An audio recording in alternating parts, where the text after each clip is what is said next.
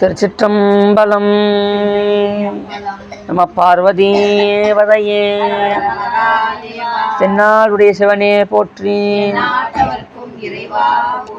திருச்சிற்றம்பலம். இப்பொழுது உயிரவி நிலையிலே இறுதி குறட்பாவாக இருக்கக்கூடிய இன்று உயிரவி நிலை என்கின்ற அதிகாரம் நிறைவு செய்கின்றோம். அது 20வது குறட்பாவை சிந்திக்க இருக்கின்றோம். திருச்சிற்றம்பலம். குறள் 20.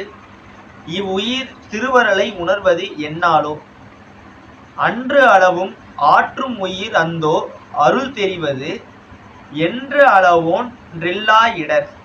பொருள்: அனாதியாகிய அன்று தொட்டு இன்று வரையிலும் அளவற்ற துன்பங்களை தாங்கி நுகர்ந்து வருவனவாகிய உயிர்கள் மிகவும் இரங்கத்தக்கவை. அவை இறைவனது ஞானமாகிய திருவருள் ஒளியை பெற்று துன்பம் நீங்க பெறுவது என்னாலோ.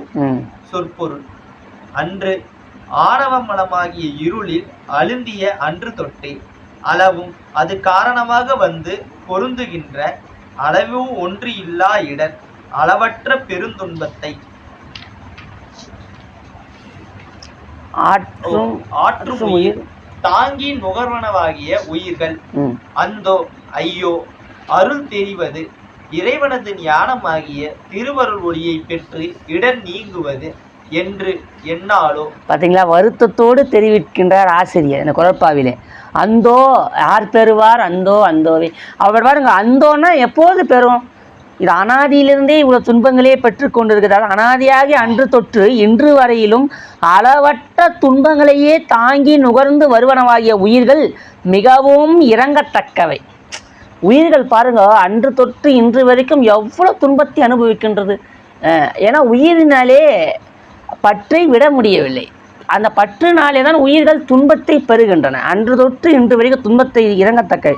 அவை இறைவனது ஞானமாகி திருவருள் ஒளியை பெற்று துன்பம் நீங்கி பெறுவது என்னாலோன்னு அற்புதமாக குறிப்பார். அப்போ இறைவனுடைய திருவருளை பெற்றால்தான் உயிர்கள் அந்த ஞானத்தை பெற முடியும். அது வரைக்கும் அது என்னாலோ என்று சொல்கின்றார். விளக்கம்: அளவொன்றில்லா இடர். அருளுள்ளம் கொண்ட நம் ஆசிரியர் உயிர்கள் படும் துன்பம் கண்டு ஆற்றாமல் இவ்வாறு இறங்கி கூறுகின்றார். உயிர்களுக்கு உண்டாகும் கேட்டிற்கெல்லாம் ஆணவமாகிய இருளே மூல காரணம். உயிர்களுக்கு எல்லாத்துக்கும் எது காரணங்க? ஆணவ மலம். அது அனாதி நிலையில் உயிரினது அறிவை முழுதுமாக மறைத்து நிற்கும். அதனால் உயிர் அறிவென்பது சிறிதும் இன்றி சடப்பொருள் போலவே கிடக்கும். தான் ஒரு பொருள் உண்டு என்பதும் தோன்றாமல் உயிர் ஆணவத்தில் அழுந்தி கிடக்கும். இதனினும் கொடிதான துன்ப நிலை வேறு என்ன இருக்கிறது? இத்துன்ப நிலை கண்டு இறங்கிய இறைவன் அவ்விருள் நிலையிலிருந்து உயிரை எடுத்து அதன் அறிவை விளங்க செய்வதற்கு உடம்பு முதலியவற்றை கொடுத்து பிறவியில் செலுத்துகிறார். பிறப்பு நிலையில் ஆணவத்தின் ஆற்றல் சிறிது அடங்க பெறுகிறது, உயிரறிவு சிறிது விளங்குகிறது. அதாவது பிறப்பு நிலைக்குனா இந்த நிலை சகல நிலையிலே ஆணவ மலம் சற்று குறைந்து உயிரறிவு சற்று விளங்கி நிற்கின்றது. அதாவது ஒரு இருளிலே கிருஷ்ணால விளக்கு, ஒரு மண்ணெண்ணெய் விளக்கு, ஒரு சிறிய தீபம் ஏற்றுவது போலே அந்த நிலை. அதை சிந்திச்சு பார்த்துக்கணும். அப்போ உயிருக்குடைய அறிவு சற்று விளக்கம் பெறுகின்றது என்று குறிப்பிடுகின்றார். இந்நிலையில் ஆணவம் வேறொரு செயலை செய்கிறது. ஓரளவு விளங்கிய உயிரறிவை அது திரிவுபடுத்துகிறது. நிலையாத பொருளை நிலைத்த பொருளாக கருதும்படி செய்கிறது. அற்பமான பொருளை உயர்ந்த பொருளாக மதிக்கும்படி செய்கிறது. இவ்வாறு ஆணவம் உயிருக்கு விபரீத அறிவை உண்டாக்குகிறது. அதான் பார்த்தீங்கன்னா, ஆணவம் பாருங்க உயிருக்கு விபரீத உணர்வுகளை ஏற்படுத்தும். இந்த பொய்ன்னு சொல்லிட்டோம், அது நம்ம கேட்குதா? இது தெரியாது. ஐயா, அப்போ ஆணவம் எங்கே இருக்குதுன்னா இதுதான் பாவம். அது எங்கே இருக்குதுன்னே நம்மளுக்கு தெரியாது. யாருன்னா அந்த ஐயா எனக்கு ஆணவம் போயிடுச்சின்னு சொன்னாலே அந்த வார்த்தையில அது நிற்கும். அதுதான் குற்றம். இது என்னன்னா, அந்த இந்த சந்திரமுகி படத்தில் சொல்லுவார் பாரு, பாவங்க சந்திரமுகின்ற ஒரு கேரக்டர் வந்துட்டு போகிறதே அவங்களுக்கு தெரியாதுன்னு ரஜினியோடைய உருக்கமாக ஒரு வார்த்தை சொல்லுவார் பாருங்க. அதை தான் இங்கே ஆசிரியர் கொடுத்துருக்குன்ற. அப்படி ஆனால் ஆணவம் என்ற ஒரு மலம் பட்டினுக்குதுன்னே அந்த உயிர் தெரியாமல் வாழுது. என்ன சொல்கிறது? இப்போ அதில் இப்போ பாருங்கள், சிறைப்பட்டு இருக்கிறோம். நம்ம எவ்வளோ ஜாலியாக இருக்கிறோம் பார்த்தீங்களா? ஒரு நாளாச்சும் நம்ம அதை பற்றி கவலைப்படுறோமா? ஏன்னா நம்மளுக்கு இந்த கவலையே பெருசாகுது. அது நம்மளை வீட்டுக்காரு மாதிரி இல்லை பசங்க அதே தானே நினச்சின்னு இருக்கிறோம். அங்கே போல் வேலையில் சிறையில் இருக்கிறோம். இதை பாருங்க, நம்ம இருக்கிறதே சிறை எது, உடம்பாகிய சிறையில் கட்டுண்டு இருக்கிறோம். அதை மறந்துட்டு ஏற்கனவே அதுவே அதை நினச்சா ஓன்னு அழுகணும். அதான் ஃபஸ்ட்டு நம்ம இதுவில் இருக்கிறத நினச்சா ஃபஸ்ட்டு அழுகணும். ஆனால் இதை விட்டுட்டு இதை வச்சு அழுகிறோம் பாரு, இது எல்லாத்தையும் இந்த சாமி நம்மளை பார்த்து சிரிப்பாரா சிரிக்க மாட்டார். அவருக்கு சிரிக்கிறத தவிர வேறு வேலை தெரியாது. அவருக்கு என்ன தெரியுமா, சிரிக்கிறத தவிர ஒன்றும் பண்ண முடியாது. ஐயோ இந்த குழந்தை பாவம் என்னங்க பண்ணுறது, திருடுறது தப்புன்னே தெரியாமல் திருடின்னு தான். அப்போ இந்த ஆணவ மலமாக இருளி நம்ம இருக்கிறவமாச்சே கொஞ்சம் தெரிஞ்சிக்கூடாதா, அதை பற்றியாச்சும் கொஞ்சம் புரிதல் வேணும். பாருங்க, ஆணவமாக இருள் தான் நம்ம இருக்கும். ஆனால் அது நம்மளை கொஞ்சமாச்சும் வெளிப்படுத்திக்குதா, இல்லை. அது தனக்குள்ளவே இருந்து எல்லாம் என் செயல் என்று முனைந்து எழும். இப்போ நானே வந்தேன் வகுப்புக்கு, நானே படிக்கிறேன், நானே எல்லாம் செய்கிறேன், நான் தான் எல்லாமே கற்றுக்கிட்டேன் அப்படின்னு அந்த எண்ணத்தை நம்மளுக்கு உருவாக்கி தரும். ஆனால் இதெல்லாம் இறைவனாகிய செயல் என்பது அது உயிர் புலனை தெரிஞ்சிக்காது. ஏன்னா அந்த அளவுக்கு ஆணவ மலம் மறைச்சிடும்.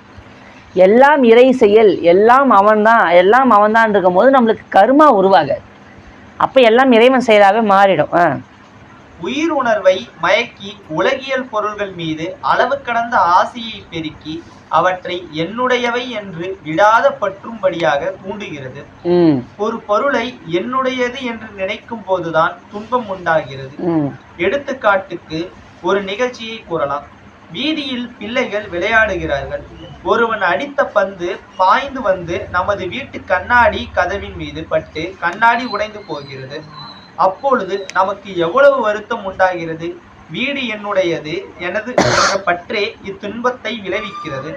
இப்படி நடப்பதற்கு பதிலாக எதிர்த்த வீட்டு கதவில் கண்ணாடி உடைந்தால் நமக்கு துன்பம் உண்டாவதில்லை. ஏன் இது சொல்றாருன்னா, அப்போ துன்பம் பாருங்க எதனால வருது, நமதுன்னு தான் வருது. இப்போ இந்த உலக நம்ம கருணை உள்ள ஆள்னு நம்ம சொல்லிக்கிறோம்ல, அப்படி நம்மளே சொல்லிப்போம். இப்போ நம்ம அது கருணை உள்ள ஆள்னு எப்படி சொல்லிக்க முடியும்? ஏன்னா சொல்லுவாங்க, ஏன் ரொம்ப இறக்க கொண்டு ஏன் நம்மளால சரி. இன்னும் இப்போ ஊரில் எவ்வளோ பேர் இறக்குறாங்க, இறப்பு இல்லாத நாள் ஒன்றுக்குதா? நியூஸ் வச்சா போதும், அங்கே 2 பேர் இங்கே 2 பேர், இந்த பலகால மரணம், ஆக்சிடென்ட் ஆகிட்டு, அதை எவ்வளோ பார்த்துணுமா இல்லையா? அவள் பார்க்க எவ்வளோ பேர் சூசைடு எல்லாம் பார்க்குறோம். பார்க்கும் போது தான் அழுதுண்டா இருக்கிறோம். அதை பார்ப்போம், அவள் தான் ஆஃப் பண்ணிட்டு அப்படி தோசை சாப்பிட்டு பார்த்துருவோம். ஏன்னா அது நமக்கு கவலை வராது. ஏன், அது நம்மளது, நம்ம சொந்தம் நம்மளுக்கு தெரியாது. ஏன்னா பழக்கம் இல்லை, அனுபவம் இல்லை. அதே நம்ம வீட்டில் ஒன்றுனா சாப்பாடு இருக்குமா நம்மளுக்கு, ஏன்னா நம்ம அம்மா நம்ம அப்பா நம்ம குடும்பம் நம்ம சொந்தக்காரி, அப்போ அழகோன்னு வருது. அப்போ அவங்கள பார்க்குற மாதிரி இவங்கள பார்க்க ஆரம்பிச்சா நம்ம பற்று நீங்கணும்னு. அப்போ இது யான் எனதில் நீங்கியவர்கள் அதே மாதிரி வீட்டில் நடந்தாலும் அப்படியே பார்த்துட்டு கம்முன்னு அடுத்த வேலையை பார்க்க ஆரம்பிச்சுடுவாங்க. அந்த நிலை வந்துச்சுன்னா நீங்கள் இந்த புத்தகத்துக்கு ஏற்ற மாதிரி இருங்கன்னு அது வந்துச்சுன்னா நம்மளே புண்ணியம் பண்ணிக்கலாம். இப்போ நம்ம அங்கே பார்க்குற மாதிரியே இப்போ நம்ம டிவியில் பார்த்துட்டு சாப்பிடாம இருப்போமா, அந்த டிவியில் பார்ப்போம், யாரும் இறந்துட்டாங்களா பார்த்துட்டு சரி அப்போ அந்த டைமில் 2 நிமிஷம் பார்ப்போம், சாப்பிடும், அடுத்த அந்த வேலையை பார்க்க ஆரம்பிச்சிடும். அதே நிலை நம்ம வீட்டிலே இருந்தால் அப்படி இருக்குதுன்னு சொன்னோன்னா, அப்போ நம்ம யான் எனது என்கின்ற அந்த நிலையிலே நம்ம நீங்கி வர ஆரம்பிக்கிறோன்னு அர்த்தம். ஏன்னா எனது சொன்னால் துன்பம் வருது. எங்கள் அம்மா எங்கள் அப்பா அப்படின்னு அப்போ எனது என் வீடு என் ஃபோனு அப்படின்னா உடஞ்சா நம்ம கவலை வருது. அப்போ யான் எனது என்கின்ற செருக்கு நமக்கு நீங்கிச்சுன்னா இன்ப துன்பம் 2மே வராது. இன்ப துன்பம் அற்ற நிலை தான் நம்மளுக்கு பக்குவ நிலை. நமது வீட்டையே விட்டுவிட்டு செல்வதாக வைத்துக் கொள்வோம். ஒரு சமயம் அந்த வழியாக செல்ல நேர்கிறது. முன்பு நடந்தது போலவே ஒருவன் அடித்த பந்து பட்டு நமது பழைய வீட்டின் கண்ணாடி கதவு உடைகிறது. ஆனால் அதை கண்டு நமக்கு துன்பம் ஏற்படுவது இல்லை. அதற்கு காரணம் அந்த வீடு என்னுடையது என்ற பற்று இப்பொழுது இல்லை. உலக பொருள்களில் தன்மை என்ன என்பதை நாம் தெரிந்து கொண்டால் துன்பம் இல்லை. நாம் ஒரு நண்பரது வீட்டிற்கு போகிறோம். அவர் அவ்வளவு வசதி உடையவரல்ல. வீடு தேடி வருபவர்கள் அமர்வதற்கு அங்கே நல்ல இருக்கைகள் இல்லை. ஒரு மூலையில் உடைந்த நாற்காலி ஒன்று இருக்கிறது. அதிலேதான் நாம் உட்கார வேண்டும். அதற்கு ஒரு கால் இல்லை, மற்ற கால்களும் ஆடிக்கொண்டிருக்கின்றன. அந்த நாற்காலியின் தன்மையை நாம் நன்கு தெரிந்து கொண்டபடியால் மிகுந்த கவனத்தோடு அதிலே அமர்வோம். கீழே விழுந்து துன்பப்பட மாட்டோம். அதுபோல உலகில் நாம் காணும் எல்லா பொருள்களின் தன்மையையும் தெரிந்து கொள்ள வேண்டும். அவை யாவும் நிலையற்றவை என்பதை தெரிந்து கொண்டால் அவற்றால் வருத்தப்பட மாட்டோம். உலகின் உண்மை நிலையை தெரிய ஒட்டாதபடி ஆணவம் நமது அறிவை மறைக்கிறது, வேறுபடுத்துகிறது. அதனாலேயே நமக்கு இத்தனை பற்றுகள், இத்தனை துன்பங்கள். உலகின் உண்மை நிலையை நாம் தெரிய ஒட்டாதபடி ஆணவ மலமாகியது நமது அறிவை மறைக்கின்றது. இப்போ இந்த உலகத்தை வாழ்க்கையை நம்ம தெரிஞ்சுக்கணும், அனுபவிக்கக்கூடாது சொல்ல. இப்போ நம்ம இருக்கிறோன்னா, இப்போ நம்ம எல்லா உலகத்தில் வாழலாம், நம்ம என்னென்ன உலகத்தில் இருக்குதோ எல்லாத்தையும் அனுபவித்துக்கலாம், தவறு இல்லை. ஆனால் அதுவே நம்ம நிலை என்று நினைத்தால்தானே துன்பம் வரும். பயன்படுத்தக்கூடாது, அனுபவிக்கக்கூடாதுன்னு தான் நம்மளை சைவ சமயம் சொல்லலை. எல்லாத்தையும் அனுபவித்து கொள்ளுங்கள், ஆனால் அதுவாகவே மாறிவிடக்கூடாது. ஃபோன் வாங்கிக்கோங்க, ஏசி வாங்கிக்கோங்க, பஞ்சு மதத்துவங்க, கல்யாணம் பண்ணி எல்லாம். ஆனால் என்ன சொல்கிறது, அதுவாகவே அழுந்தி நிற்கக்கூடாது. இப்போ நாளைக்கு ஒரு பெண்ணை கல்யாணம் பண்ண சொன்னால், கல்யாணம் அவ்வளோதான், வாழ்க்கை அப்படியே வாழணும். ஐயோ மனைவி இல்லாமல் ஒரு நாள் கூட சாப்பாடே சாப்பிட மாட்டேன்னு சொன்னால் அது பற்று. அதுதான் இருக்கக்கூடாதுன்னு செய்ய சொல்லும். பற்று இருக்கக்கூடாது. அப்படியே பற்று சில வச்சுருவாங்க, என் மனைவி போட்டால் தான் நான் சாப்பாடே சாப்பிடுவேன் அப்படிலாம் வச்சுக்கூடாது. அவங்க இல்லைன்னா அப்போ என்ன பண்ண முடியும்? எத்தனை நாள் மனைவியை போட்டாங்க சாப்பாடு. சில பேர் சொல்கிறாங்க அம்மா எல்லாம் சாப்பாடு மட்டும் சொல்லக்கூடாது, அது பற்று. அது அப்படி இருக்கக்கூடாது. வாழணும், அதுலேயே அழுந்தி விடக்கூடாது, அதுதான் செய்யணும். அதுக்காக நம்ம வாழக்கூடாதுன்னு ஒன்று சொல்லியே, அது அந்த தப்பான கருத்து நம்ம எடுத்துக்கக்கூடாது. சைவ சமயம் ஒருபோதும் நம்ம இல்லறத்தில் வாழக்கூடாது, திருமணம் செய்து கூட சொல்லவே கிடையாது. அந்த உலக வாழ்க்கையில் வாழ்ந்தாலும் கூட அதுவாகவே பற்றி வாழக்கூடாது. வாழணும், அதுவாகவே பற்றி வாழக்கூடாது. நகை தங்கம் எல்லாம் போட்டுக்கணும், அப்படியே தங்கமே நம்ம அலையக்கூடாது. அதை போட்டுன்னு அப்படியே இருந்துடணும்.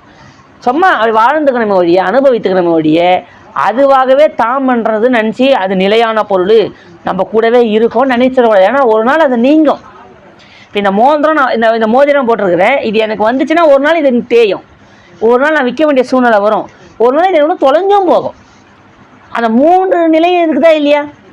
இது தேய்ந்து கிராம குறையும், நான் இதை விற்கக்கூடிய சூழ்நிலை வரும், இல்லை இது தொலைஞ்சு போகும். இந்த 3 தவிர வேறு எதுவும் நடக்க போகிறது கிடையாது. அதை புரிஞ்சிக்கணும். நம்ம இப்போ நாளைக்கு நான் ஒரு பொண்ணை கட்டுறேன்னா, இது கல்யாணம் ஆகும், இது கொஞ்ச நாள் கூட இருக்கலாம், கொஞ்ச நாள் கழிச்சு அவங்க உயிரும் பிரியலாம், எது வேணால் நடக்கலாம். இப்போ திருமணம் எங்கெல்லாம் குழந்தை பிறக்கணுக்கு தான் என்ன, கல்யாணம் ஆகலாம், குழந்தை பிறக்காமே போகலாம், கல்யாணம் சில பேர் ஆகாமே இருக்கலாம். அப்போ என்ன தெரியுது, இந்த உலகக்கான வாழ்க்கையை கொஞ்சம் புரிஞ்சிக்கணும். எது வேண்டுமானாலும் நடக்கலாம், இது நிலை. இப்போ எது வேணாலும் நடக்கலாம்னு நினச்சிட்டா நம்மளுக்கு கவலை வராது. ஐயோ இது நடக்கவே நடக்காது, நம்ம சித்தத்தில் ஏற்றாமல் தெளிவாக ஐயோ இது என்றைக்குமே நம்ம கூடவே இருக்கும் நினச்சிட்டா தான் கவலை. நம்மளுக்கு எவ்வளோ நாள் நம்ம கூட இருப்போம். இப்போ நம்ம கூட இருக்கிற அம்மா அப்பா எத்தனை நம்ம கூட இருப்போம், பசங்க எத்தனை, நம்ம இந்த வீடு எத்தனை நாள் நம்ம யூஸ் பண்ண போகிறோம், அடுத்த ஆளுக்கிட்ட கொடுத்துட்டு போயிடுமா இல்லையா? நிலையானது இல்லை. அப்போ நிலையாமையை உணர்ந்து கொள்ளுங்கள், அதில் அனுபவித்து கொள்ளுங்கள். அதான் அந்த உதாரணம் சொன்னேன். ஒரு பால் டம்ளர் இருக்குது, இல்லை தேன் இருக்குதுன்னா அந்த விளிம்பிலே நக்கி சாப்பிட்டு வாழ்ந்துடணும். நம்ம அது உள்ளே விழுந்து அதிலே உயிர் மாண்டு போயிடணும். இப்போ அந்த விளிம்புலே இருந்தோன்னா சுவையை அனுபவிச்சுக்கலாம். தேன் டப்பா மேலே, சக்கரை டப்பா மேலே, அந்த பால் மேலே அதெல்லாம் ஒரு தடவை பால் பாக்கெட்டில் அந்த ஈ ஊந்து போச்சு, செத்தே போச்சு. உள்ளே ஊழுந்தா காலி, வெளியே இருந்து பார்த்துக்கணும், அனுபவிச்சிக்கணும். அதுதான் நம்மளுக்கு. இப்போ கிணறு இருக்குது, தண்ணி மொண்டு அங்கேயே குளிக்கலாம், அங்கேயே தண்ணி குடிக்கலாம். பயனு கிணத்துலேயே குச்சா நீச்ச தெரிஞ்சால் தெரிஞ்சுது, தண்ணி தாக்க தீருமா என்ன? ஒரு தண்ணி தாக்க அடிக்குது, நேராக கிணத்துக்கிட்ட போகிறார், ஐயா ரொம்ப தண்ணி தாக்கமாக இருக்குது. சரி அப்படி மொண்டு இப்படி குச்சா தண்ணி தாக்குறது, ஆஹா என்னம்மா திருப்தியாக இருக்குது, தண்ணி தாக்க தீரும். சரி இல்லை ரொம்ப கசகசன்னு இருக்குது, 2 பக்கெட் எது தலைமை அந்த வெக்க போகும், அப்போ நல்லா இருக்குது உடம்பு தெரியும். தண்ணி தாக எடுக்குதுன்னு டக்குன்னு கிணத்துள்ள குடிச்சிட்டாருனா தண்ணி அங்கேயே தான் இருக்குது, ஆளு ஜலசமாதி ஆகிடுவார். இது என்ன தெரியுதுங்க, உலக வாழ்க்கை அந்த கிணற்றோடு ஒப்பிடுங்க. அதாவது அந்த கிணத்து தண்ணியை அருந்தி அந்த தாகத்தை போக்கிக் கொள்வது போல இந்த உலக வாழ்க்கையில் இருக்கக்கூடிய விடயங்களை எல்லாம் அவ்வாறு எடுத்து பயன்படுத்தி கொண்டு விட்டுவிட வேண்டுமே ஒழிய அதிலே அழுந்தினால் அதிலே அழிந்து விடுவோம். அந்த கிணத்து தண்ணி தான் அதுக்கு உதாரணம். இப்போ அந்த தண்ணி அழுகிறோம், குடிக்கிறோம், பருகிறோம், குளிக்கிறோம், எல்லாம் பண்ணுறோம், அதை பயன்படுத்திக்கலாம். அந்த கிணத்துலேயே குதிச்சிட்டோம்னு சொன்னால் ஃபஸ்ட்டும் பயன்படுத்த தண்ணி தான், இப்போ குதிக்கட்டும் அதே தண்ணி தான். ஃபஸ்ட்டு படுத்தும் போது பயன் கொடுத்துச்சு, அதில் விழுந்தால் உயிர் மாண்டு போச்சா இல்லையா? அதுதான் இந்த உலக வாழ்.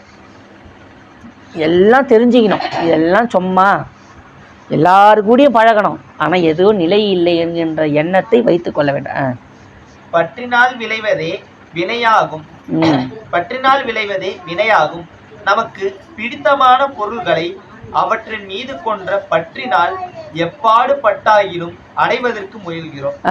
நமக்கு பிடித்தவை நம்மை விட்டு செல்லும் என்று தெரிந்தால் எப்பாடு பட்டாயினும் அவை நம்மை விட்டு நீங்காமல் நிறுத்தி கொள்ள முயல்கிறோம். இப்போ நம்ம பாருங்க, ஒருத்தருக்கு உடம்பு சரியில்லை, ரொம்ப போயிட்டு ஹாஸ்பிட்டல் இழுத்துனுங்கிறாரு.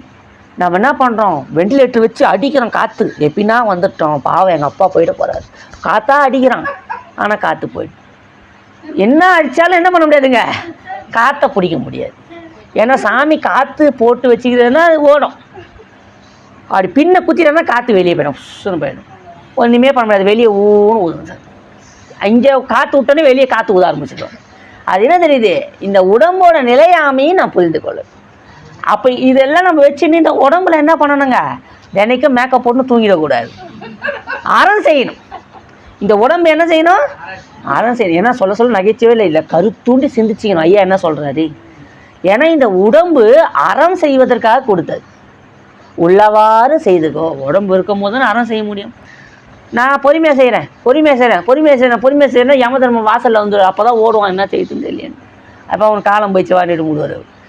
இளம் வயதுலேருந்தே அறத்தை மேற்கொள்ளணும். இறை வழிபாடு செய்யணும், நம்ம தான தர்மங்களை செய்யணும். அதுதானே கூட வரப்போகுது. கூட வரத்துக்கு முயலுமே ஒழிய கூட வராத ஆளுக்கு போட்டு கட்டி பிடிச்சி அழுகுறான். சுற்றம் என்னும் தொல்பசு குழாங்கள் பற்றி அழைத்து கதறினர் பெருகவும். பாருங்க, அந்த சுற்றத்தை சூழ்ந்து நம்மளை எப்படி கதறி அழுது, ஐயோ நான் உன்னை விட்டு விட மாட்டேன், ஐயோ ராஜா கண்ணே எழுந்துருன்னு அச்சின்னு அழுதான் எழுந்து பாருன்னு.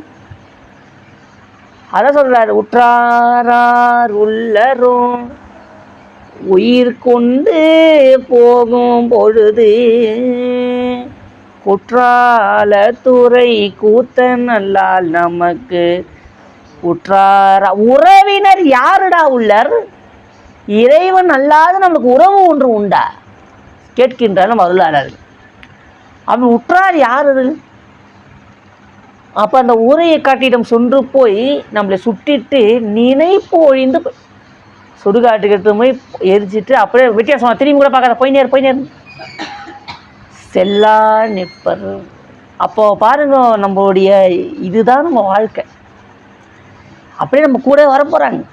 இவ்வளோ பாதுகாத்த உடனே மந்திரம். இப்போ யுவனேசன் நல்லா பாசமாக ஜாலியாக பேசணும். இப்போ யுவனேசன் நாளைக்கு இல்லை டேபிள் உனக்கு எடுத்துப்பான், ஃபோன் உனக்கு எடுத்துப்பான். அண்ணன்ற பேர் மறந்து போய்தே இல்லையா, எல்லாம் அதே நினச்சின்னு இருப்பான். ஒரு வாரம் நினைப்பான், ஒரு மாதம் நினைப்பான், அத்தனை மேகி செய்யலாமா, இன்னைக்கு கிரேவி வைக்கலாமா, அப்படியே மறந்துடும். இதுதான் உலக வாழ்க்கை. இதை சிந்திச்சிட்டோம் மீண்டும் வந்து இந்த வாழ்க்கையில் சந்தோஷமாக எப்படிங்க வாழ முடியும்? இது ஆழமாக நம்மளுக்கு உணர்த்திட்டா எதை அடையணுமோ அதுக்கு தானே முயற்சி பண்ணணும். அப்போ சினிமா பார்க்க தோணுமா, நம்ம வீணாக உட்காந்து கதை பேச தோணுமா, எது தெரியுமா தோணும்? சிவ பூஜையை தவிர வேறு ஒன்றையுமே பண்ண தோணாதுங்க. உண்மையாக சொல்கிறேன். இந்த கருத்து ஆழமாக மனசு எந்த இல்லை. ஏன்னா எனக்கு உள்ளத்தில் ஏற்பட்ட சில அனுபவங்களை தான் உங்களை நான் பதிவு பண்ணி கொண்டு இருக்கேன்.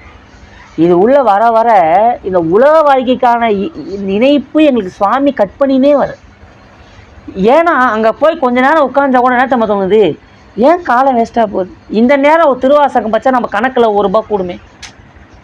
அப்போ இங்கே கணக்கு சேர்க்க ஆசைப்படுகிறது. பூஜை பண்ணால் இங்கே ஆசைப்படுகிறது. ஏன்னா இதை பண்ணால் தான் அந்த பயன், இதை பண்ணால் பயன் இல்லைன்னு சுவாமி நம்மளுக்கு உணர்த்திட்டார். மறுபடியும் நீ போறியா, அவர் கண்டிப்பாக உன்னை எதுவுமே கேட்க மாட்டார். இப்போ நாளைக்கு கூட நான் அங்கே போகிறேன், இங்கே போகிறேன், அந்த பொண்ணு பின்னாடி சுற்றுறேன், இந்த பொண்ணு சாமியை தடுக்க போகிறாரு, ஒன்றும் செய்ய மாட்டார். அவர் வந்து எப்போ இவனே சரி நான் அந்த பொண்ணுக்கிட்ட பேசாத சொல்லவே மாட்டார். அப்போ தான் இன்னும் நல்லா சேர்த்து வைப்பார், பேசு. ஏன்னா அதை அனுபவிச்சா தான் அதை உடம்பு. ஏன்னா சாமிக்கு தெரியும், அனுபவிக்காமல் எதையும் உயிர் வெறுக்காது. அனுபவிச்சு ஃபஸ்ட்டு கல்யாணம் அழுவோம். கல்யாணம் ஆகிட்டோன்னு ஏன் தான் பண்ணி வயசுன்னு தெரியல. ஏன்னா அதுக்கு முன்னாடி சொல்லுதே இல்லையா, சொல்லாது. கல்யாணம் அப்புறமா சொல்லலாம், கல்யாணமே பண்ணிக்காதீங்கடா அவங்க சொல்லுவோம். உபதேசம் பண்ணுவாங்க சில பேர். கல்யாணம் வந்து தம்பி கல்யாணம் மட்டும் பண்ணாதப்பா, என் தொல்லை தாங்க முடியல, யாருனா மன்னனுக்குதுன்னா அதை முன்னாடி தொண்டை கேட்குறேன்னா இப்போயும் அவன் என்ன சொல்லுவான், அதை கேட்பேன்னா நான் இல்லவே இல்லை, அதை பண்ணாதான் நான் இவனு சொல்ல மாட்டாங்க. இப்படியே வாழ்க்கை போகும். ஏன் அப்படின்னா தெரியுது, அனுபவிக்காமல் எதையும் விடாது. இப்போ எல்லாம் தண்ணி அடிப்பாங்க, தண்ணி சந்தைப்பா தண்ணி அடிக்காது. ஏன்னா அனுபவிச்சு அவர் சொல்லுவார். அப்போ எல்லாமே இது முன்னாடியே சொல்லியிருக்குது, தெளிந்திருக்க கூடாது. என்ன அதுக்காக திருமணம் செய்து கூடாதுன்றத கருத்து சொல்ல. ஏன்னா திடீர்னு வந்து சில பேர் தப்பாக புரிஞ்சுக்கிறாங்க. செய்வ சமயத்துக்கு போனால் ஐயோ கல்யாணமே பண்ணிக்க மாட்டாரன். கல்யாணம் பண்ணாதாலும் நம்ம ஆளுங்கெல்லாம் 2 பண்ணாங்க. ஏன்னா அப்படி பண்ணாலும் கூட என்ன செஞ்சாங்கன்னா அந்த வாழ்க்கை வினை பிரகாரம் ஏற்றாது, அதுவாகவே வாழலை. அப்போ சங்கிலியார் பறவையார் மணந்தார் நம்மள சுந்தரமூர்த்தி நாயனார் அந்த உலக வாழ்க்கையினே வாழ்ந்தாரா? ஐயோ சங்கிலியார், ஐயோ பறவையார், அவங்களே அப்படியே அவங்க கூட சாப்பிட்டுக்கணும். அங்கேயே பார்க்கு பீச்சுக்கு நான் போயிருந்தார். சுந்தரமூர்த்தி வரலாறு படிக்கிறோம். சங்கிலியார் வீட்டுக்குன்னு மெரினா மால், பறவையார் வீட்டுக்குன்னு பெசநகர் பீச், இவங்க 2 பேர் வீட்டுக்குன்னு கோவளம் பீச், இங்கெல்லாமா போனார். இல்லை அஞ்சான் படம், விஜய் படம், சூர்யா படம் போனார். எங்கே போனார்? மனைவி வீட்டுன்னு ஸ்தல யாத்திரை போனார். அப்புறம் மனைவி கல்யாணம் பண்ணால் கூட இவர் ஸ்தல யாத்திரை மேற்கொண்டார். இதுதான் இல்லறம், இதுதான் அறம். நம்ம என்ன பண்ண, கல்யாணம் பண்ணிட்டா சாமி அப்படின்ட்டு போயினே இருக்கிறோம். தூரத்திலே கிட்ட கூட போகிற டைம் இருக்க மாட்டேங்குது. ஏன்னா இந்த கொலை சுற்றணும்ல, அது இதை மறக்க வச்சிடும். அது வாங்க சும்மா சாமி இருந்துக்கிறீங்க, அந்த பொண்டை சும்மா விடாது. அப்புறம் பண்ண இது அப்படியே டோட்டலாக மறைச்சிடும். பெரிய மாயை அதுதான். மையெல்லாம் தைய அதாவது நான் சொல்ல, நான் மாணிக்க வாசகன் பாடுறார். தையலார் மையலிலே சொல்லிட்டார். பெண்களே மயக்கம் தான்டா அவர் சொல்கிறார் குருநாதர். தையலார் மையலிலே தாழ்ந்து விழ கடவேனை பையவே கொடு போந்து பாசம் என்னும் தாழுருவி. பாருங்க, உய்யும் நெறி காட்டு வித்துட்டு ஓங்கார தொட்பொருளே ஐயன் என கருளியவாறு ஆறு தருவார் அச்சோவே. தையலாறு மையலிலே தாழ்ந்து விட அவரே வாங்கிட்டாரா? நம்மளாம் யாரும் ஒன்றுமே கிடையாது. அப்போ பாருங்க, இதெல்லாம் தாண்டி குருநாதர். அப்போ நான் ஒரு பாட்டை படிக்கும்போது நினைப்பேன், அதான் கரெக்டாக சொல்லிடுறது பாரு, அந்த மயக்கம் தானே. ஏன்னா இவங்க சும்மா இருந்தால் கூட அந்த பொண்ணு 4 ஸ்டெப்பு போட்டு இவனை அந்த பக்கம் திருப்பி போகுது. ஏன்னா பாருங்க, அந்த முனிவெல்லாம் தவறு இருந்தார்கள், அதை கலைக்கிறதுக்குன்னே ரொம்ப வருஷம். அப்புறம் அப்படியே நடத்த நாட்டேன் டக்கா டக்கா டக்கா. இவங்க எப்படி தவம் பண்ணுவாங்க? தவத்தை கலைக்கிறதுக்குன்னே வராங்க. எது? அதான் தையலார் மையம், மையல். அந்த மையல் எது? மயக்கத்தை உட்படுது. இப்போ தவம் இருந்துன்னே இருக்கிறாரு, ஜல்லு வந்தால் காது போயிடுமா இல்லையா? அதனால வாசனையாக சென்ட்டில் மல்லிப்பூலாம் வச்சுன்னா டக்குன்னு தவம் கழிஞ்சு போய் அப்படியே பார்க்குறாங்க. தவத்தில் மயம் சாமி பார்க்குறாரு. ரைட்டு, பையன் வேலை முடிஞ்சிச்சு. அங்கேயும் ஏன் இதை சொல்ல வரேன்னா, சாமியை பார்க்க என்ன பண்ணாங்க, இல்லறத்தை விட்டுறாங்க. இதெல்லாம் சில பேர் தப்பாக கொஞ்சம் ஆரம்பத்தில் அப்படி படிச்சுட்டு எனக்கு ஞானம் வந்துடுச்சு அப்படின்னு டக்குன்னு டவல் துண்டுலாம் எடுத்து கட்டிக்கின்னு பையில் 4 துணி வச்சு அம்மா அப்பாலாம் பாய் சொல்லிட்டு போய் நேக்கிறான் வெளியே. எதுக்கு? காட்டுக்கு, திருவண்ணாமலை அங்கே காட்டுக்கெலாம் போய் உட்காந்துடா. சிவாய நம கொசு, சிவா விடுமா என்ன? எதுக்கு? சிவாய நம மழை, ஐயோ குளிர்தே, சிவாய நம. அப்படியே தவறு இருக்கணும். கொஞ்ச நாள் போகுது, ஐயோ ரொம்ப குளிராகுது, என்ன பண்ணுறது? ஒரு நிழலாக பார்த்து உக்காருவோம். சிவாய நம்ம யாரா ஒருத்தவங்க வருவாங்க, சாமி சிவாய நம்ம விபூதி எனக்கு நல்லது சொல்லுங்க, எல்லாம் சிவன் செயலியாங்கிட்டு நம்ம சிவாயனை போய் சிவாய நம்ம. மழையாக பெய்யுது, ஒரு அம்மா வருது, சுவாமி மழையில் உட்காராது, உங்களை பார்த்தா பெரிய துறவு மாதிரி இருக்குது. ஒரு பேனர் ஒன்று கட்டிட்டார், ஷெட்டில் உட்காரு. சிவாய் எல்லாம் சிவன் செயல், ஷெட்டு போட்டு கொடுத்துட்டாங்க. ஷெட்டில் உட்காந்து தவம் பண்ணுறார். சிவாய நம சிவாய நம. ஒரே மழையாக அடி. ஒரு அம்மா வருது, சாமி இந்த மாதிரி நான் இங்கே தான் பக்கத்தில் இருக்கிறேன், தினைக்கும் பாவம் இந்த மாதிரி தவம் பண்ணிக்கிறீங்க, தினைக்கும் 3 வேளை நம்ம வீட்டில் சாப்பாடு கொடுங்க, சாப்பிட்டு தவம் பண்ணுங்க, ஒன்றும் குறை கிடையாது, சாப்பிட்டு தவம் சாப்பாடு. சிவாய நம்ம சிவாய். தினைக்கும் காலைல வந்துடும், இவர் தவத்தில் வருவோம், சாப்பாடு வச்சுட்டு போயிடுவாங்க. இவர் ஏந்து பாரு சாப்பிடுவார், தவம் வரும், சாப்பாடு போயிடும். ஒரு நாள் சிவாயனமா சிவாயமன் மதியானம் 12 ஆயிடுச்சு, காலைல சாப்பாடுவாங்க. யோசிக்காது, அம்மா இன்னும் வரவே இல்லையே, தவத்தில் தவங்கண்ணி என்ன அம்மா இன்னும் சாப்பாடு இருக்குது, மதியானம் சாப்பாடு தான் வருது. ஆமாம், என்னம்மா காலைல சாப்பாடு வரல, ஐயா மறந்துட்டேன் ஐயா சாப்பாடு. அப்புறம் இன்னொருத்தவங்க வராங்க, ஐயா இந்த மாதிரி அந்த திருவிழா போகிறவங்க கொஞ்சம் விபூதி வைங்க, கொஞ்சம் சொல்லுங்கள், இந்த மாதிரி நல்லா இருங்க, 4 உபதேசம். அவன் என்ன பண்ணுறான், 10 ரூபா எடுத்து போட்டு போயின்னு 10 ரூபா போடுறான். 10 ரூபா போட்டவொடனே எடுத்து இங்கே போட்டார் பாருங்க, அங்கேயே போட்டார் எல்லாமே.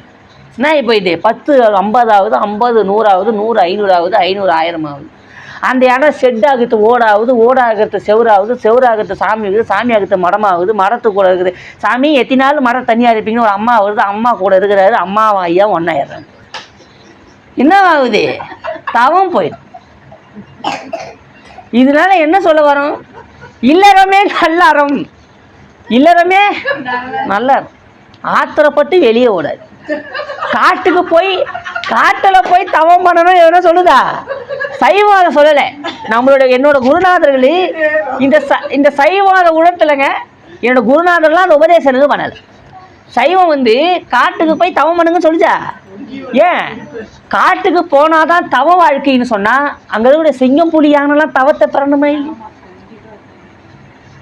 அதான் சொன்னாரு, உளவா காலம் தவம் எய்தி உறுப்பும் வெறுத்திங்கு உனைக்கான பலமா முனிவர் நனிவாட பாவியனை பணி கொண்டாய்.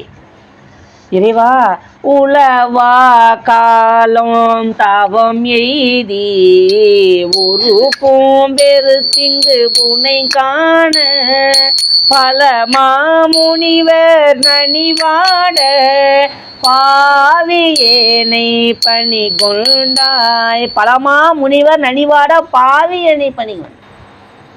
உறுப்பும் வெறுத்து பல பேர் காத்துருக்குறாங்க. சுவாமிய மாணிக்கவாசகரை பக்குவப்பட்டு அவர் காட்டுல 10 வருஷம் பண்ணா கூட அவங்க வந்திருக்க மாட்டாங்க. ஏன்? ஆன்மா பக்குவப்படணும். ஏன் இதை நான் சொல்ல வந்தேன்னா, இதெல்லாம் தெரிஞ்சுட்டு இது ஏதோ கொஞ்சமாக ஏதோ சொல்லிட்டாங்கன்ட்டு கடகன்னு காட்டுக்கு இது ஓடி போயிடாதீங்க. அப்படிலாம் சொல்லலை. ஏன்? நம்மளால் தாக்கு பிடிக்க முடியாது. இல்லறம் தான் நல்ல அறம். இல்லறத்திலே இருந்து இறைவன் வழி. ஏன் கல்யாணம் பண்ண வேணாம்? கல்யாணம் பண்ணி சாமி பண்ண வேணா சொன்னார். கல்யாணம் பண்ணி இப்போ நான் இருக்கிறேன், நல்ல ஒரு பெண்ணை கட்டி இல்லறத்தில் வாழ், 2 பேரும் சேர்ந்து தொண்டு செய்யும். இதுதான் சுவாமி சொல்கிறார். இல்லற கல்யாணம் பண்ணாமல் அங்கே தொடரும் போய் காசு பணம் சம்பாதிக்காமல் யாசகம் வாங்கி, அதாவது அந்த தவம் வேறு. அதுக்காக அதை தவறுன்னு சொல்ல. நீங்கள் இதெல்லாம் பண்ணக்கூடாது, அதுதான் சரின்னு நீங்கள் நினச்சிடக்கூடாது. அப்படி நான் இதை சொல்ல வரது எதுக்குன்னா, காட்டில் போய் தவம் பண்ணுறவங்கள நாங்கள் தப்பாக சொல்கிறதோ நீங்கள் எடுத்துக்கக்கூடாது. அது அவங்களுடைய பக்குவ நிலை, அது நிலை வேறு. நீங்கள் இன்னும் இந்த தவறை புரிஞ்சுருக்கீங்க. சைவம்னா அப்படி தான் சொல்லுதுன்றதை நீங்கள் புரிஞ்சுருக்கிறீங்க. அது தவறுன்னு தான் நான் சொல்லியிருந்தேன். சைவம் அதை வற்புறுத்தவில்லை. ஒரு காலம் சந்நியாசத்தையோ துறவையோ சைவம் வலியுறுத்தவில்லை. சைவம் இன்னும் அதை சொல்லவும் கிடையாது. சைவம் சொல்கிறது என்ன? இறைவனை வழிபாடு செய், எல்லாம் அவன் செயல் என்று நினை, இல்லறத்திலே வாழு, இல்லறமே நல்ல அறம், அதில் இருந்துன்னு வழிபாடு செய், மனைவி மக்களோட வழிபாடு செய், இல்லறத்திலே நல்லா பணம் ஈட்டு, பொருள் ஈட்டு, அந்த பொருளை தர்மம் செய், மாதம் 20,000 சம்பாதி, அதில் ஒரு 500 ரூபாய் எடுத்துன்னு கோயில் அன்னதானத்துக்கு கொடு, வருடத்துக்கு ஒரு தடவை குரு பூஜை பண்ணு, குருலிங்க சங்கம வழிபாடு பண்ணு, தினைக்கும் அனுட்டானம் பண்ணு, தினைக்கும் சிவ வழிபாடு பண்ணு, பிரதோஷம் போ, கார்த்திகை மாதம் பூஜை பண்ணு, சிவனு சத்சங்கம் பண்ணுங்க, திருவாசகம் முற்றுதல் வைங்க, தொடர்ந்து இது மாதிரி சங்கம வழிபாடு செய்யுங்க. இதுதானே వాళ్ళ சைவம் சொல்லுது. இதை மேற்கொள்ளும் பொழுது நம்ம ஆன்மா கடை தருகணும். அதனால் நல்லா புரிஞ்சுக்கணும். சைவம் நம்மளை துறக்க சொல்லலை. துறப்பதுன்றது வேற, பற்று வைக்காமல் இருக்கிறது வேற. துறப்பதுன்றது எதுவுமே வேணா சொல்லிட்டு போக சொல்ல. பற்றுன்றது வேற. பற்றுன்றது படிக்கிறது போகிறது. அவர் இப்போ தருணம் எடுக்கிறான்னா ஏன் தொடர, அதான் பற்று. இப்போ ஃபோனு பயன்படுத்திக்கிறது வேறு. ஃபோனை அவன் தொட்டவொடனே அவனை போட்டு நான் அடித்தேன்னா அந்த ஃபோன் மேலே எனக்கு பற்றுக்குதுன்னு அர்த்தம். தெரியுதா இல்லையா? பற்று இருக்கக்கூடாது. அதுதான் இந்த சயின்ஸ். அதுக்காக நம்ம ஐயா சொல்லிட்டாருன்ட்டு எவனா திருடன் வீட்டில் பீரோ திறந்து நகை ஏற்ற வரைக்கும் பற்று இருக்கக்கூடாது. பீரோவே பார்த்துன்னு உட்காந்துக்கூடாது. அவனா பண்ணுவான் மொத்த நகையை மூட்டையை போட்டு சுற்றி தெரியுமா கேட்டால் எங்கள் இவனே செய்யாதாங்க இதை சொன்னான்னு போலீஸ் என்கிட்ட வந்துடும். என்னையா தேவையா சத்தாங்களா சொல்லுங்கிறீங்க? அது என்னதுங்க? பற்று வைக்கக்கூடாது. இதுதான் முக்கியமாக எதுங்க? பற்று வைக்கக்கூடாது. இதுதான் நம்ம தெரிஞ்சுக்கணும். படிப்பா. அம்முயற்சிகள் யாவும் நல்லனவும் தீயவனவாகவும் அமைகின்றன. அவையே நல்வினை தீவினைகள் ஆகின்றன. அவ்வினைகள் பிறப்பிற்கு காரணமாகின்றன. உயிர்களுக்கு பிறத்தலும் இறத்தலும் பெருந்துன்பங்கள். மற்ற எல்லா துன்பங்களும் அவற்றுக்கு இடையே விளைவன. பிறப்பு பெருந்துன்பமாதலை கருதியே திருவள்ளுவர் பிறவி பெருங்கடல் என்றார். பிறவி பெருங்கடல் நீந்துவர் நீந்தார் இணையொடி சேராதார குரட்பா ஃபுல்லா. அதனை ஒட்டி ஆசிரியர் உமாவதி சிவமும் சிவப்பிரகாச நூலில் இடர்கடல் என்று குறிப்பிட்டார். இடர்கடல்னா துன்பக்கடல். அதனையே விரித்து அளவொன்றில்லா இடர் என இங்கே கூறியுள்ளார் எனலாம். அளவு ஒன்று, அதான் சொல்ல, 7 கடல் மணலை அளவிடின் அதிகம் எனதிடர் பிறவி அவதாரம். இது அருணகிரிநாதர் பாடு. 7 கடலை கூட மணல் அளவிட்டு சொல்லிடலாமா? நம்ம எடுத்த இது வரைக்கும் நம்ம எடுத்த உடம்பாகிய பிறவியே எடுத்து சொல்ல முடியாது. பார்த்துங்க, இன்னைக்கு நம்ம பார்க்குறோம்ல, நாய், பூனை, குதிரை, வவ்வால், இனி நம்மளுக்கு எதுவுமே பிடிக்கிறது இல்லை. இப்போ நம்ம பாம்பு வந்தால் என்ன, கொஞ்சமாக வாமா பாம்பு வந்தோடனே பலாரம். மாடு வரும், பா பா கஞ்சனை கொடுக்குறான், இங்கேருந்து கோலை விட்டு அடிக்கிறான், கண்ணில் போய் அடிக்கிறோம். பூனை வந்து அடிக்கிறோம், நாய் வந்து அடிக்கிறோம். ஆனால் நம்மளுக்கு தெரியாமல் அதெல்லாம் நம்ம சொந்தக்காரர், அதெல்லாம் தாண்டி தான் நம்ம வந்துக்கிறோம். பூனை வரைக்கும் நம்ம அனுபவிச்சுக்கிறோம். இன்றைக்கி நாயை நீங்கள் அடிக்கிறீங்களா, அன்றைக்கி நம்ம நாயாக இருக்கும்போது ஒருத்தர் நம்மளை வச்சுருக்கோம். அதனால தான் அந்த பாவம் தான் பொழுது அத்தை நம்ம போய் படிக்கிறது. அருள் தெரிவது என்று உயிரை அறியாமையுள் படுத்தி துன்பத்தை விளைவித்து வந்த ஆணவ மலத்தின் சக்தி படிப்படியே மெலிவடைந்து பின் நீங்கும் நிலையை ஒரு காலத்தில் எய்தும். அந்நிலை மல பரிபாகம் என. பல நாள் கேட்டு பல நாள் சிந்திக்க ஒரு நாள் மல பரிபாகம் நிகழும். அப்போது அப்படியே நின்றுடும் உயிர். இதெல்லாம் இறைவன் செய்யணும். தன் முனைப்பு அற்று போயிடும். அப்போ அந்த எல்லாம் மல பரிபாகம் ஆணவம் மெலிந்து அடிந்த உடனே தன் முனைப்பு எழுந்துக்காது. அப்போது இந்த மாதிரி சத்சங்கம் கூட சொல்லுவாங்களான்னு கேட்டால் சொல்ல மாட்டாங்க. அவங்க பேசவே மாட்டாங்க, நெட்டை நிலையில் அமர்ந்துருவாங்க. அப்போ அவங்ககிட்ட பேச்சு இருக்காது. ஏன்னா பேசுதல் வினை. இப்போ இவனை செய்ய வினை பண்ணுறாரா, பண்ணுறேன். என்ன வினை செய்யறேன்? நல்வினை பண்ணி. பேசுதல் வினை, கேட்டுதல் ஞானம். அதான் கொஞ்சமாக பேசணும், கொஞ்சமாக படிக்கணும், நிறைய கேட்கணும். படிக்கிறதோட கொஞ்சமாக படிச்சிருங்க, ஆனால் நிறைய கேளுங்க. கேட்டால்தான் ஞானம். அதனால தான் குருநாதர் உபதேசம் வாயிலே சொல்கிறார், காதில் தான் சொல்கிறார்.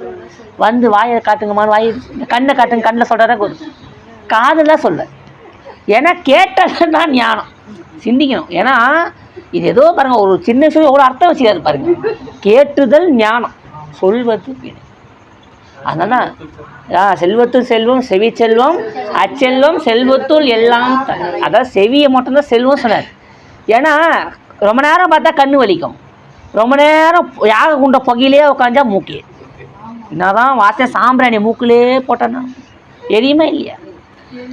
இது பொங்கல் தூரமாக அந்த வாசனை, மூக்கு பொங்கல் எடுத்து வச்சிட்டா அப்போ மூக்கு வலிக்கும், சூடாக இருக்கும். வாய் இருக்குது, பேசினே இருந்தால் வாய் வலிக்கும். சார் பேசினே இருப்பான், அப்போ வாய் வலிக்கும்.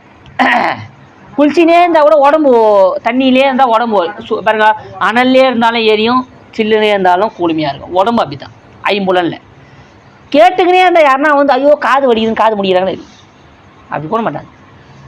அதுக்காக ஐயா நான் மூடுவேன், ஸ்பீக்கர் எல்லாத்தையுமே வச்சா காது வலிக்கும். அது உடனே நீங்கள் கற்றுறது கேட்பீங்க, அப்போ ஸ்பீக்கர் எல்லாத்தையுமே கொஞ்சம் அடிக்குது ஐயா. அப்போ ஸ்பீக்கரில் வச்சா கொஞ்சம் கற்று தான் வலிக்கும். சவுண்டில் பேசும்போது ஞானம். இதை நான் சொல்லிட்டு பேசுறது தான். இந்த டோனு காது வலிக்குது, வலிக்காது. கேட்டுக்கினே இருந்தால் காது வலிக்காது. ஒரு நாள் எவ்வளோ கேட்குறோம், பாம் பஸ்ஸு சத்தம் ஆரம்பம். சாப்பிட்டீங்களா, தயிர் மோர் கோடை பாய்ங்க, கரமான பாய்ங்க, எவ்வளோ கேட்குது காது. வீட்டுள்ள பூஜையில் உட்காந்துக்கிறோம், கொஞ்சம் பூஜையில் தான் நம்ம உட்காந்துருப்போம். சிவாய நம்ம சிலிண்ட்ரு கேட்குது வெளியா. உடனே ஓ எது தண்ணி கேன அதை அப்பான்னு அடிக்கிறான், சங்கோட மோசமாக அடிக்கிறான். அப்போ என்னென்ன சத்தம் கேட்குது நம்மளுக்கு? பூஜையில் இருக்கும்போது கொஞ்சம் சத்தமாக கேட்குது. சரி இப்படி வளர்த்துலே இருக்கிறோம், டக்குன்னு கடந்து எது உள்ள மிளகா வாதிக்கிருக்கிறாங்க, வாசனையோடு வருதா இல்லையா? பக்கத்து வீட்டில் பிரிஞ்சி விசில் வாசனம், விசில் சத்தம். வெளியே தயிர் அந்தம்மா ஓயாமல் கேட்டேன். அன்றைக்கி யாரும் இல்லை வீட்டில். நான் எவ்வளோ நான் பூஜையில் இருக்குது, நானும் பண்ணினே அந்த அம்மா தயிர். அப்போ அந்த அம்மா கத்திட்டு போயிடுச்சு. நாம் பூஜையில் என்னடா பண்ணுறது, பூஜையில் தவிர காதில் கேட்குதா இல்லையா? ஏன்னா காது விரும்பினாலும் எல்லாமே கேட்குது. ஏன் சுவாமி காதுக்கு ஒரு மூடி வைக்கலைன்னா எல்லாமே விழும். தேவையானதை நீ எடுத்துக்கொள்ள வேண்டும். காது என்பது ஒரு பொது, அது எல்லாமே விழுங்க. எது தேவையோ தானே எடுத்துக்கொள்ளணும். அதெல்லாம் சிந்திச்சிக்கணும். எது தேவையோ அதை நம்ம எடுத்துக்கணும், தேவையில்லாத மலப்பரிபாகம் வருமானால் அவ்வுயிர் பற்றிலிருந்து விடுபடும். திருவருளையே பற்றாக பற்றும். திருவரு சார்பினால் இருள்மல சார்பை நீக்கி கொள்ளும். இருளால் வந்த துன்பம் நீங்க பெற்று அருளால் வரும் பேரின்பத்தை நுகரும். இதனை புணரும் இருள் மலபாகம் பொருந்திய கால் அருளால் உள்நிலவும் ஒளியதனால் இருளகற்றி பாதம் உற்றிடும் நற்பசு வருக்கம் என்னும் சிவப்பிரகாச செய்யுளால் அறியலாம். புணரும் இருள்மல பாகம் பொருந்திய கால் அருளால் உள் நிலவும் ஒளியதனால், அருளால் உள்ளுனா உள்ளத்துல நிலவும் ஒளி அதனால் இருள் அகற்றி பாதம் உற்றிடும், இருள் அகற்றி பாதம் உற்றிடும் நட்பசு வர்க்கம். அவ பாதம் உற்றிடும் எது? இறைவனுடைய திருப்பாதத்தை சென்று அடையும் சொல்லியிருக்கிறார். உயிரை நிலையில் இறுதியாக நிற்கும் இக்குறளில் உயிர்கள் அருளை தெரிந்து இடர் நீங்குவது என்று என வினவுகிறார். அதற்குரிய விடையை இங்கு தரவில்லை. சிவப்பிரகாசத்தில் உயிரிலக்கணம் கூறும் செய்யுளில் அதனை அமைத்திருக்கிறார். அச்செய்யுள் பகுதிதான் மேலே உள்ளது. மலப்பரிபாகம் வரும் காலத்தில் உயிர் குருவருளால் தன்னுள்ளே விளங்கும் திருவருள் ஒளியை பெற்று மலையிருளை போக்கி துன்பத்தில் இருந்து விடுபடும் என்பதே அவ்விடையாகும். மலபரிபாகம் தான் முக்கியமானது. மலபரிபாகம்னா இரண்டுமே சமமாக பாவித்து இருவினை ஒப்பு, மலபரிபாகம் சத்தினிபாதம் இதெல்லாம் தொடர்ந்து அப்படியே நிகழும். இருவினை ஒப்பு, அதனை தொடர்ந்து மலபரிபாகம், அதனை தொடர்ந்து சத்தினிபாதம் ஆகிய நிலை நிற்கும். சத்தினிபாதம்னா என்னன்னு தெரியுமா? சத்தினிபாதம் நிலைன்னா என்னன்னா, அந்த உயிர் இருக்கும், நீங்கள் பார்க்கும்போது இவனே செய்ய மாதிரி என்ன தெரியுமா? நல்லா அழகாக இருக்கிறாரு, பட்டெல்லாம் வச்சுருந்து நல்லா இருக்கிறாரு, நல்லா தெளிவாக பல தெரியும், உயிர் தெரியும். ஆனால் என்னை சுவாமி அதிட்டித்து அவனே நின்று பேசின்னு இருப்பான். இறைவனே இந்த உடம்பை ஆதாரமாக கொண்டு எல்லாம் அவனே செய்வான். அப்போ என் கை கிடையாது, என் வார்த்தையாக இருக்காது, என்னுடைய சொல் என் சொல்லாக இருக்காது, எல்லாம் சிவமாக இருக்கும். அதுதான் நம்ம குருநாதர் ஒளியரசையா. அந்த நேரத்தில் அவர் உட்கார்ந்து அவர் கையை தலை மேலே வைக்கின்றார். அப்போது அவர் கை கரம் அல்ல, அது எது? சிவபெருமானுடைய கரம். அப்புறம் அவர் நம்ம கண்ணால் நோக்குகிறார். அது அவரோட பார்வை அல்ல, சிவபெருமானுடைய பார்வை. எந்த பார்வைங்க? சிவத்தோட பார்வை. அப்போது நம்மளுக்கு அப்போ நம்மளை என்ன செய்கிறார்? விபூதி அணிவிக்கின்றார். நம்மளுக்கு காதிலே மந்திரத்தை உபதேசம் செய்கின்றார். அப்போ அதை உபதேசம் செய்வது யாருங்க? சுவாமி. நம்ம குருநாதர் வடிவிலே, நம்ம ஒளியரசையா வடிவிலே வந்தது யாருங்க? சுவாமி. அருபரத்தொருவன் குருவரனாக அவனியில் வந்தருளி, அருபரத்தொருவன் குருவரனாக அவனியில் வந்தார். அதான் சொல்கிறார், ஆவாரியன் வானோர்க்கு அரிய சிவன் வாவா என்று என்னையும் பூதரத்தே வலித்து ஆண்டு கொண்டான். நம்ம நல்லா தெரிஞ்சுக்கணும், நம்ம குருநாதர் ஒளியரசையா யாரு? நம்மளுக்கு சிவம். அதை உணரணும். அது உணர்ந்தால் தான் புரியும். அன்றைக்கி நம்மளுக்கு தீக்க கொடுத்தது நம்ம குருநாதர் ஒளியரசையா. அவர் யார்? நம்மளுக்கு சிவம். அன்றைக்கி அவர் உட்கார்ந்த வடிவம், அவரோட திருமேனி எது? சிவ வடிவம், சிவரூபம்.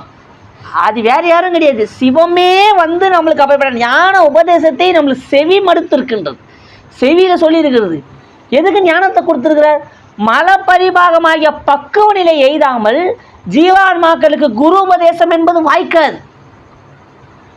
அப்போ இறைவனுடைய அந்த பக்குவ நிலை அடையதான் சரியை கிரியை யோகம் ஞானமாகிய சைவ நாட்பாதங்களிலே ஜீவான்மாக்கள் சென்று அவப்பட்ட ஞானமாகியதை பெற்று நிட்டை கூடுதலாகிய இறைவனுடைய திருவடி பெற்றனே அடையும். அதுக்கு இன்றியமையாதது எதுங்க? குரு உபதேசம். நம்மளுக்கு குருவாக அருள் புரிந்தவர் யாரு? நம்மளோட ஒளியரசையா. அவரோட பொன்னா திருவடிகளை தினக்கும் நம்ம வழிபாடு செய்யணும். நம்மளுக்கு அருள் புரியலன்னு சொன்னால் நம்ம இன்னைக்கு சிவபூஜை பண்ண முடியுமா? சிவபூஜை பண்ணலன்னா கடை தர முடியுமா? சிவபூஜை பண்ணாதான் கடை தர முடியும். அப்போ கடை தருவதற்கான வழியை தந்தவர் யார்? குருநாதர். அன்றைக்கி அவர் நம்ம குருநாதர் மற்ற நேரத்தில் ஒளியரசையா அப்படி இருப்பார். ஆனால் அந்த ஆசனத்திலே அமர்ந்து தீக்கை கொடுக்கும் நேரத்திலே சுவாமி அவர் உடம்பை தன்னுடம்பாக்கி அதிட்டித்துன்னு சைவ சித்தாந்தத்தில் அற்புதமாக சொல்லுங்கள். அவரோட உயிரை அதிட்டித்து சிவமே நின்று செய்யும். இதுக்கு தான் ஆதார தீக்கைன்னு. ஐயாவோட உடம்பை இறைவன் தனக்கு ஆதாரமாக கொண்டு பக்குவப்பட்ட உயிர்களுக்கு தீக்கை நல்குவான். நம்ம பார்க்கும்போது ஒளியரசையாவா தெரிவார். ஆனால் அவங்க உட்காந்தது யாருங்க? சிவபெருமான். நம்மளுக்கு மந்திரம் சொன்னது யாருங்க? சிவபெருமான். அப்போ சிவபெருமான் நம்மளுக்கு அந்த வார்த்தையை சொல்லிக்கிறாருன்னா அந்த வார்த்தைக்கான அர்த்தம் எதுங்க? சிந்திக்கணுங்க. நமச்சிவாயவா, சிவாய நம, அந்தந்த ஏன்னா குருநாதர் எல்லாருக்கும் இப்போ எங்களுக்கு ஒளியை செய்ய ஒரு மந்திரம் சொல்லிடுது. அப்போ ஒவ்வொருவருக்கும் ஒரு மந்திரங்களே சொல்லியிருக்குன்ற. அப்போ அந்த பக்குவப்பட்ட உயிர்களுக்கு அந்த மந்திரம் என்ன? தினைக்கும் ஜெபிக்கணும். அந்த மந்திரத்தை நம்ம உருவேற்ற தினந்தோறும் அதை நம்ம உருவேற்றி தினந்தோறும் இந்த காலையில் எழுந்து அதை மந்திரித்து நம்ம ஜபத்தை பண்ண ஒரு நாள் அந்த மந்திரம் நம்மளை உய்ய வைக்கும். நம்ம திருவாசகம் படிக்கிறோம், தேவாரம் படிக்கிறோம், எல்லாம் படித்தாலும் கூட அந்த மந்திரம் தான் உய்ய வைக்கும். நம்மளை உய்ய வைக்கக்கூடிய மந்திரம் எதுங்க? பஞ்சாட்சரம் தான். திருவாசகம் தேவாரம் எல்லாமே படிக்கலாம், ஆனால் நம்மளை உய்ய வைக்கக்கூடிய மந்திரம் பஞ்சாட்சரமாகிய சிவம். அந்த மந்திரமே ஐயா நாங்களும் சொல்லிடுறோமே, சிவாயிடமா நமச்சிவாய் நாங்கள் சொல்கிறோம் ஐயா. அப்போ எங்களுக்குலாம் அந்த இறைவன் திருவள்ளுவர் கிடைக்குமா? எல்லாமே கிடைக்குமா? திருவள்ளுவர் கிடைக்கும், ஆனால் அவரோட திருவடி கிடைக்குமான்னு கேட்டால் அது சொல்ல முடியாது. ஏன்னா உபதேசம் பெற்றால்தான் அந்த மந்திரத்துக்கான பலன் முழுசாக கிடைக்கும். பொதுவாக சொல்லி நமச்சிவாய் சிவாய நமன், ஆனால் அந்த மந்திரம் அப்போ தான் கிடைக்கும். இத்துடன் இந்த உயிரவை நிலை என்கின்ற இந்த அதிகாரம் நிறைவு செய்கின்றோம். திருச்சிற்றம்பலம். ஆனால் இப்போ 10 பேருக்கு ஒரு வாட்டி வாசிச்சு